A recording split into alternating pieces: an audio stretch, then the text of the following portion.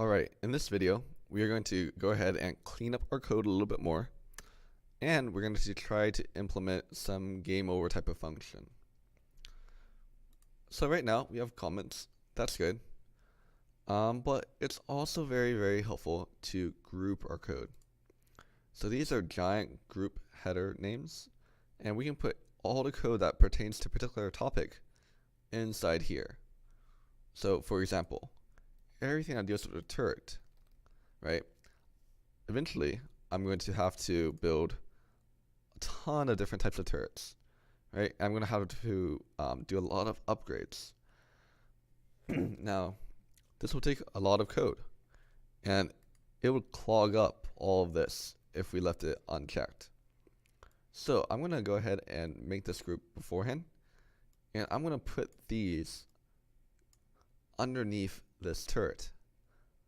And I can, if I don't want to deal with turrets, I just put it under. Alright, I'm going to add another group for enemies. So let's go ahead and add another group. Because eventually we're going to have a ton of different types of balloons. Not just red, but yellow, green, aircraft, blue. It's going to be very annoying.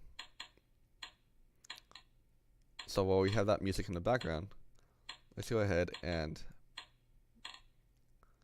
put this up here maybe. And enemies will be here. Okay. Now, I could put destroy enemies colliding with bullet in its own category. It really depends. It's up to you as the programmer to decide that. How about for now, I'm going to maybe make a collisions group. Now, all collisions should be checked the same. Maybe a bullet group. Well, bullets depend on the turret. Maybe I'll put this on a turret as well.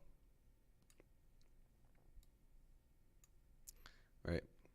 And collisions, well, whenever a bullet collides with enemy, it should be the same.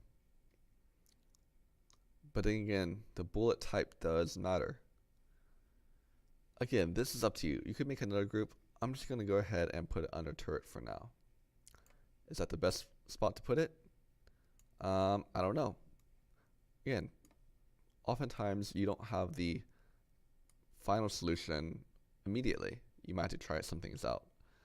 And that's okay. That's part of being a programmer. Unless you've made tower defense already and you already know what you want, you're going to make mistakes. And that's alright. So I've cleaned up my code a little bit, and now I'm going to do a game over type of thing. So basically in balloons, if these balloons go to, let's say, this location, you lose a life. And you have 50 lives. Let's go ahead and just make it right now that if the balloons, or if these tanks reach 400, 700, I believe. That's where I'm making them move. 400, 700. Then I just do a game over. Alright, so do you remember how to do a game over? Try it out on your own. Pause the video. Okay, let's go ahead and do that. So if I remember correctly, again, you can refer back to the previous video for turret defense. I'm going to display a text, and this is going to be a game over text. I'm going to make it red, size 40. I'm going to use tower defense tutorial images, this font, and I'm going to say game over. And I'm going to put that on the screen.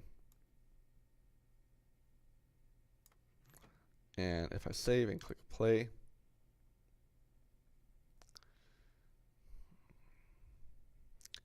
it's not game over. I don't want it to show up yet.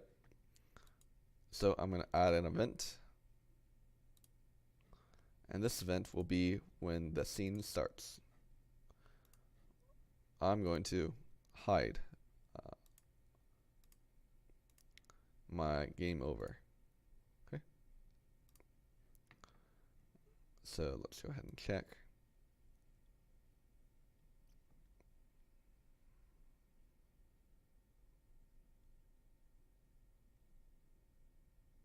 Awesome. So I don't see it. I'm going to go ahead and make a group right now for game over and put that underneath. Alright, now when do I want to show game over?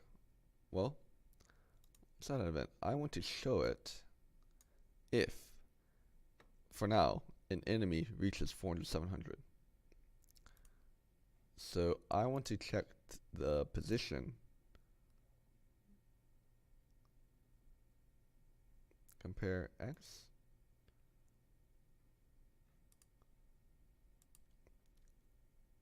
Distance between two objects.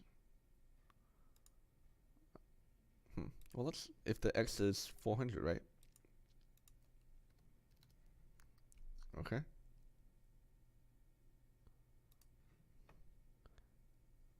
And another condition, if the position is equal to 700, then I want to show game over. Let's see if this works. Show common. I want to show game over. Okay, so let's see if it works.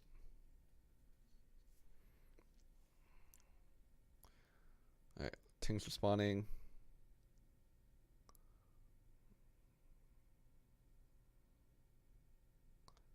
Alright, I'm pretty sure by now one of my enemies position. Oh, there we go. Game over. Now, why did it take so long? Well, we can't really see what's exactly happening right there. Why don't I change some values up and make it, say, go here? And let's not make our turret fire for now. Alright, let's just change the fire rate. We don't really need it firing right now. Change that fire rate to a high number. And let's go ahead and make my enemy move to, let's say, 100, 100.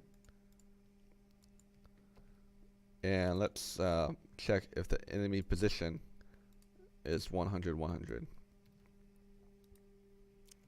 Again, I'm just testing things out as I go.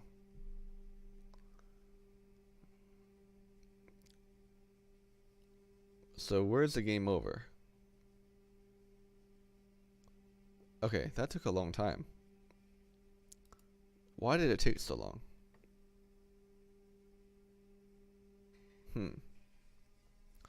Well, when I move the enemy to 100, 100, what part of the enemy is at 100, 100? Top left, top right, bottom left, bottom right?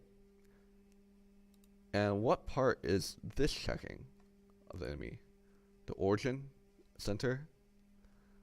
I'm not too sure, honestly. So in the next video, we're going to go more in depth about, how to get this game over object to appear immediately. Also, we're going to try to find a better way to, I guess, check this. It's kind of annoying to have to change all these values all the time.